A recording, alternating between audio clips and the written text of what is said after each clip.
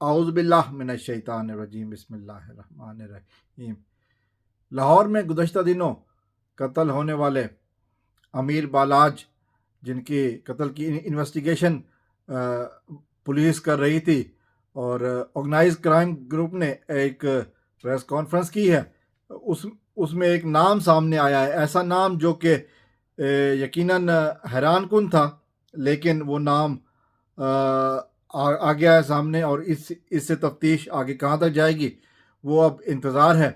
हतमी मुल्ज़िम के हवाले से बात की गई है।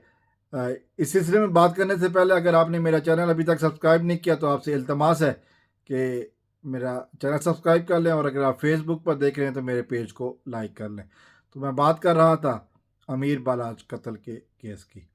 अमीर बालाज के कत्ल 19 फरवरी 2024 को हुआ।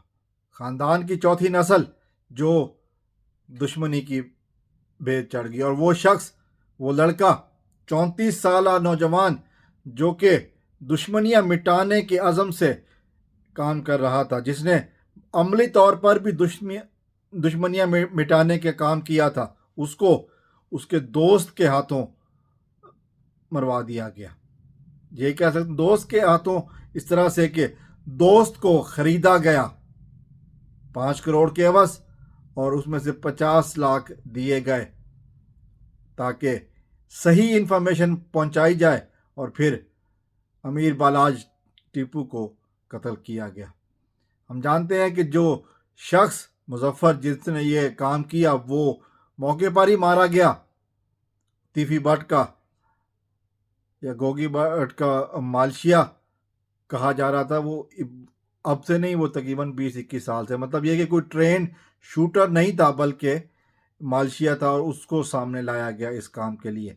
जो अहम नाम पुलिस ने अभी रिवील किया है वो है दानी का। दानी कौन है? ये तीफी भट्ट का बहनोई है। दानी का नाम अब सामने आया कि इस कत्ल की सारी निगरानी दानी कर रहा था, और दानी ही वो शख्स है जो उस मुबैना कत्ल करने वाले शूटर को लेकर आया था शादी के हॉल में। ये सारा कुछ दानी ने ही किया है। तो पुलिस ने अब दानी की तलाश में छापे मारने शुरू कर दिए हैं। अब देखना ये है कि ये दानी जो है वो कहाँ तक, कब तक रुपोश होता है, चूँकि ये दानी का पकड़े जाना इस बात का एक सबूत होगा कि तीफी भट्ट और गोगी भट्ट जो है ना वो इस सारे मामलात में मुलव्वस है। मीडिया रिपोर्ट्स जो छपी हैं उसके मुताबिक यही कहा जा रहा है कि दानी ही वो शख्स था जो उस शूटर मुजफ्फर को लेकर उस शादी की तकरीब में आया था, और सारे वाक़े की निगरानी खुद दानी ने बज़ात खुद की थी। तो इस पर उसका शक ज़्यादा बनता है, क्योंकि हम जानते हैं कि एहसन शाह इस वक्त गिरफ्तार है, और एहसन शाह ने सहूलत कारी का एतराफ़ भी शायद किया है, जो कि कुछ मीडिया रिपोर्ट्स में चली हैं, और कुछ बातें, बहुत सारी बातें हवाई भी होती हैं। लेकिन दानी का सामने आना और दानी का नाम आना यकीनन तीफी भट्ट और गोगी भट्ट के लिए एक बड़ा सेटबैक हो सकता है कि उनका नाम इस तरह पब्लिक में लिया गया है।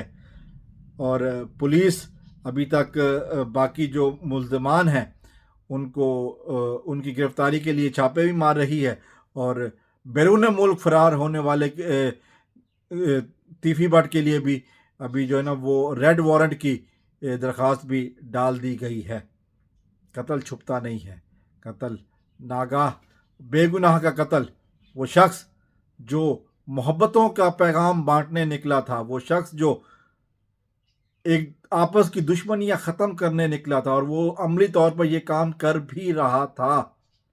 उसने अपने कई दुश्मनों को एक साथ बिठाकर उनसे सुलह भी की थी ताकि ये लड़ाई झगड़े ख़त्म हो, अमन व अमान की ज़िंदगी गुजारी जाए। उस शख्स को इस तरह बेईमाना अंदाज में कत्ल किया गया तो यकीनन बहुत सारे लोग सोगवार हैं, बहुत सारे लोग अफसोस कर रहे हैं, और चाहते हैं कि कातिलों को जल्द से जल्द सामने भी लाया जाए और फिर उनको सज़ा भी दी जाए। बहुत सारे लोग ये कह रहे हैं कि शायद एहसन शाह बच जाएगा اور کچھ لوگ کہہ رہے ہیں کہ شاید احسن شاہ باہر آ کر پھر سے اپنی مجرمانہ زندگی کا آغاز کرے گا.